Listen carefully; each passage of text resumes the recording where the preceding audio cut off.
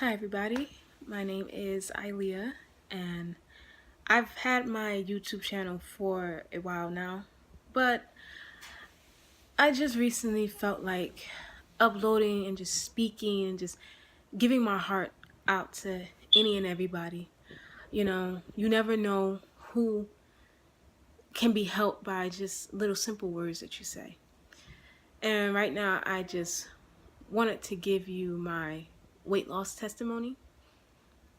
Um, it's honestly a time in my life that I'm not really proud of because the way I went about losing my weight.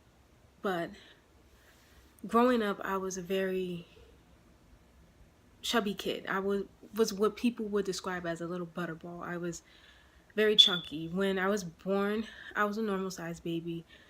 2, 3, 4 years old. Normal sized kid. I was really skinny actually. But it wasn't until I started hitting 8, 9 years old. That was when I really started to put on weight. And that was actually around the time that my grandfather had passed away. So, being very young, feeling like you lost your best friend, I didn't know how to cope or to deal with that grief. So, I turned to food. I always loved eating. I love snacks. I loved, donuts and cupcakes. And even to this day, I still love pastries. And it's a very weakness of mine. I like to call it my guilty pleasure because I just love them so much. But anyway, it was around that time when I started putting on that weight. And just growing up through elementary school, middle school, high school, I was an overweight kid. When I was 12, I want to say, in 6th grade, I was 175 pounds. There's no way a child at that age should weigh that much. But that's how I was. And it just started to escalate. I remember my sophomore year in high school, I did lose a little bit of weight. I was 147 pounds. And I loved it. I felt great. I just felt amazing. Like I was a normal person, you should say. Um, but when I hit my junior year, I gained all that weight right back. I honestly didn't weigh myself around that time, so I can't estimate how much I was my junior year in high school. My senior year, I was pretty heavy. And after high school, it just continued to escalate. And there were a lot of underlying issues and problems and the reason why I was as big as I was. But I'll get to that in another video. But right now, when I was 21, I got a job. I worked at regular concession stands and everything like that. And I met a group of girls that thought were cool, kick it with everything. And then one day, me and the other two girls, we were just talking amongst ourselves. Girl talk, what girls talk about. And, weight is one thing that we talk about. And one of them made the comment to me that if she looked like that, she'd kill herself. And at the time, I didn't pay any mind. But when I went home later and I thought about it, I'm like, wow, like, little did you know I was going through a lot of depression and a lot of underlying issues, as I said, as to the reason why that my weight was the way it was.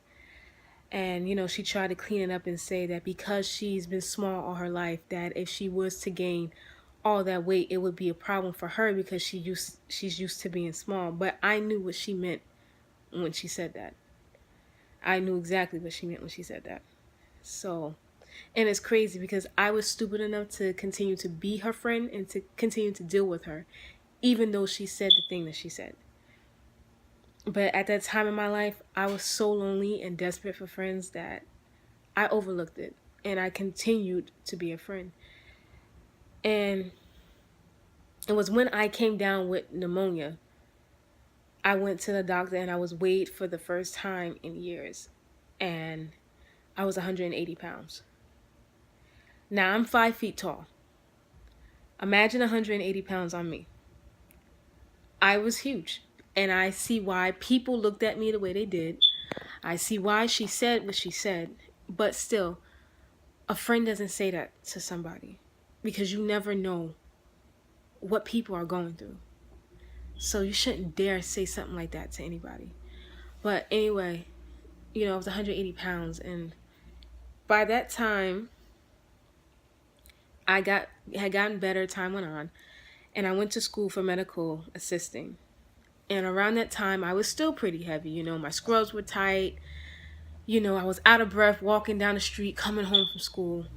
And to myself, I'm like, Ileyah, you gotta make a change. You can't keep walking around being heavy like this. So I got a gym membership, and I started to go to the gym with my siblings, with my brother and my sister. And I just became very obsessed with the gym, but not obsessed enough with the way I was eating. I went from eating full course meals to barely eating anything at all. And I was going to the gym almost every day. And I was coming home eating nothing. Or if I did eat, it was just a handful of food. And it became a very unhealthy obsession.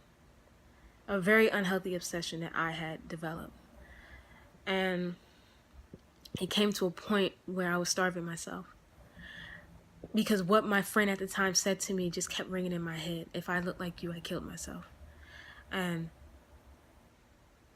I didn't want to be put in that category anymore. I would see the way they would look at me when I had Chinese food, or if I got a McFlurry from McDonald's and stuff, and like they would look at me and look at each other. And I knew they had a little insider about me and about how heavy I was. But neither one of them, they did not offer to help me at all. They stood there and they judged me. And I was an emotional eater, and to this day I'm still an emotional eater. I still have my struggles to where I run back to food instead of running to God. And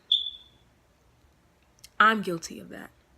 And that's something that I have to pray and ask God to help me with. To not let me drown myself in food, but drown myself in His presence. Because He is the only one that can help me with my issues. But to make a long story short, that obsession became a very deep, deep depression. And it became so deep it was to a point where I wasn't eating at all. Yeah, I was dropping the weight. I went from 180 to 160. I lost 20 pounds and everything, but I was so depressed and I was so suicidal because I wasn't happy at all. And it's true when they say that you can have the most banging body, but you can still be a very empty, depressed person. And that's how I was. I was very depressed. At that time, my life was full of depression. 21, 22 years old, I was depressed. Now, that's a time of your life where you should be enjoying yourself. But instead of me enjoying myself, I wanted to kill myself. For plenty of reasons, not just weight loss. But there were a lot of things I was going through at the time, I was dealing with wrong people. I was listening to things that I shouldn't have been listening to. And it was just depriving me of everything. It was pulling me further away from God than pulling me closer to Him. And instead of me running to God for these issues and these problems, I ran away from Him. I felt ashamed. I felt like He didn't care. I felt like He didn't love me. So I just said, forget it. I'll live my life the way I want it, and I don't care how God feels about it. That's a lot how my attitude was. And that's where a lot of my depression came from as well. I edged God out. Instead of running to Him, I ran from Him. And it affected my body in a very great, tremendous way. I went deficient in almost every vitamin in my body you can ever name and think of. I was constantly cold. I was constantly fatigued. I could never work. It felt like at times I was going to pass out. I was dizzy. I just lost a sense of myself. Because that one thing that person said, I let that define me. And I let that rule me. Instead of listening to the things that God says about me. And I have nothing but love for her. I don't hate her. I love her. I really do. Because, if you really knew her, you would know that she's a person that has a lot of issues herself. And she's quickly to point the finger at someone else's flaws instead of looking at our own. So I just pray that God helps her. I do, and it's not easy for me to pray something like that because most of the time, when someone hurts me, I'm like, forget them. They can go do this and that, blah, blah, blah. But I'm trying to learn how to mature and how to leave that in God's hands and, just let it ride. To this day, her and I, and also the other female, we're no longer friends. I haven't spoken to them in God knows how long. And, I'm just learning how not to surround myself with that type of people anymore. I don't have any friends. It's just me, God, and my family at this point in my life. I'm trying to learn me. I'm trying to find me. I'm not trying to be out in the crowd or be out in the world anymore. I'm riding solo for now until God says otherwise. And I'm perfectly fine with that. Yeah, it gets lonely. I am human and I do want human interaction around me. But at this end of the day, it is what it is. So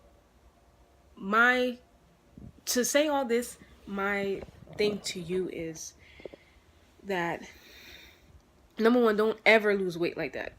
That is a no-no. I could have died myself doing what I did. And it's just don't do that. Change your diet, increase your activity during the day, and you will be fine. If you're a gym head, go to the gym until your heart's content and just do what you have to do, but no, the second thing I want to say is don't you dare change yourself because of what someone else has said about you. Don't do that. If you're overweight and it's unhealthy, you do the means that you need to do to lose that weight, but don't lose it because someone judged you. Just love yourself. Get healthy.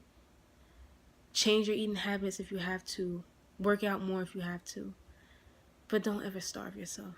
Don't deprive yourself because of what another human being has said about you. Because that, in the end, that will destroy you. It destroyed me. Mentally, it had me all over the place. I was everywhere because of what one person said to me.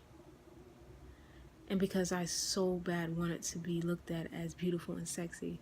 And I was tired of being looked at as fat and ugly.